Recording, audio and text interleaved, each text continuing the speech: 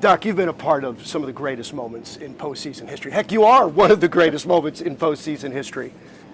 What you witnessed with this team last October, those moments, where do those rank on your all-time list?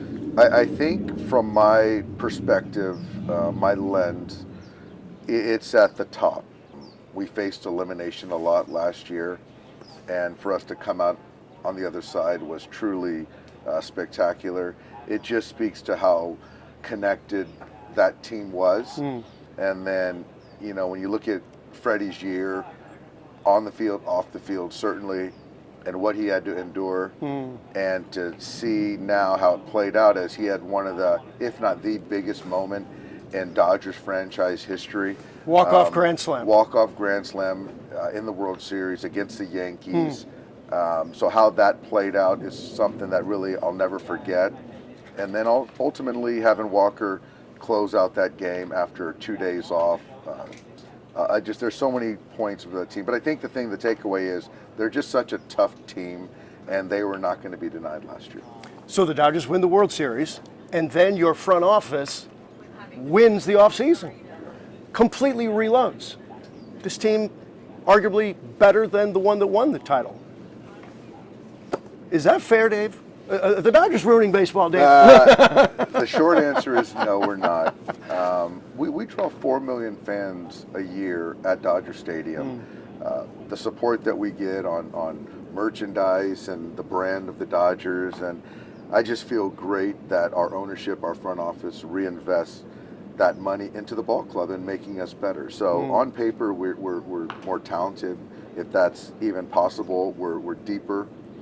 And I just, you know, when you have a X on your back, a bullseye on your back, and to know that the ownership and front office are doing everything they can to make you even better, then it puts more of the onus on us to kind of realize their expectations. World Championship, great offseason, and you show up here to Camelback Ranch, and you've got guys who are hungry. And you've got guys, some of the best players in baseball, coming in here. Mookie Betts telling guys he's not satisfied with 3 titles. He wants to win back-to-back. And you got Freddie Freeman telling guys we need to show up at 7 a.m., we need to do everything right, the fundamentals, so that way we can get back to October. Talk about the luxury of a manager to have superstar players with that kind of attitude. It's everything. I think that sometimes as a manager, you can at times, especially when you've been around for 10 years, you don't ever want it to go on deaf ears. But a lot of the things that you say are kind of repeated because there are certain pillars or beliefs that I have.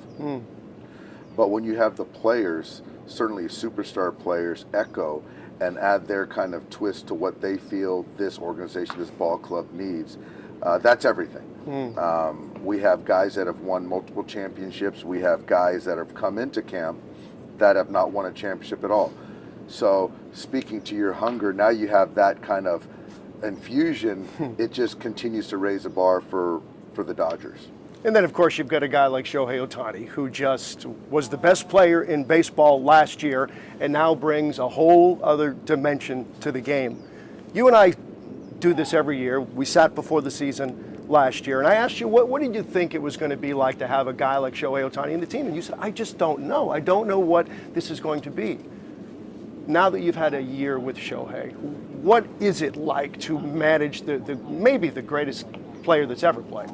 You know, it's actually very easy in the sense of having a player of his caliber motivated and disciplined. The other part of it is this year, he is going to pitch this year. He's going to be a designated hitter as well. So I don't know how to manage that. He's done it before. So a lot of my kind of managing of him is counting on information from him. It's from, you know, the coaches, the training staff, and figuring out what's the best balance for Shohei.